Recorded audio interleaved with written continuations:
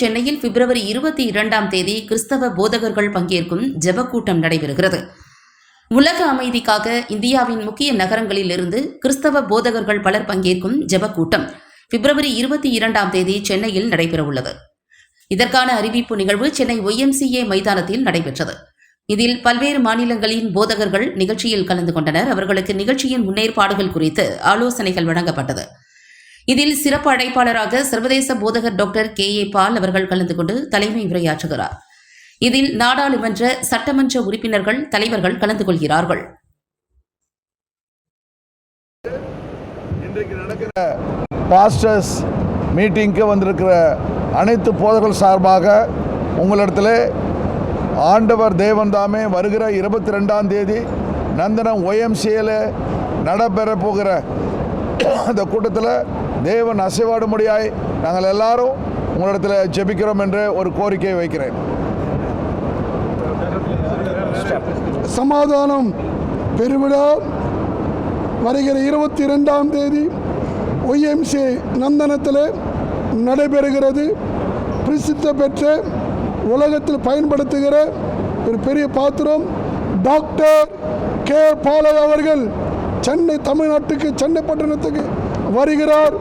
ஏற்கனவே சென்னை மெரினாவில் பல லட்சம் மக்கள்கள் கூடி பல அற்புதங்கள் அடையாளங்கள் நடந்தது.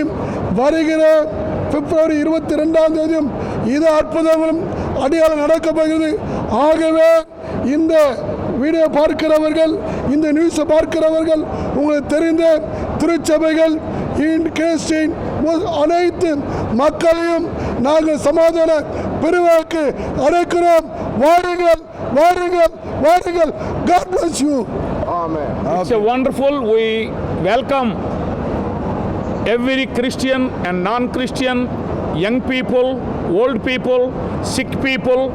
We are welcome them to Nandanam YMCA on 22nd February to see a great miracle. Expect a great miracle. God is going to bless every one of you. God is going to heal. God is going to do miracles. Please come over there.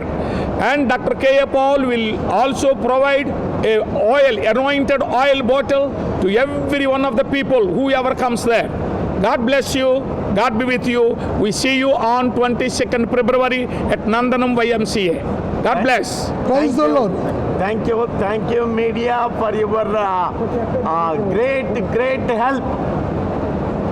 Media is the one helping to promote peace all over the nation. Thank you for coming. Please promote this news and God will bless you abundantly.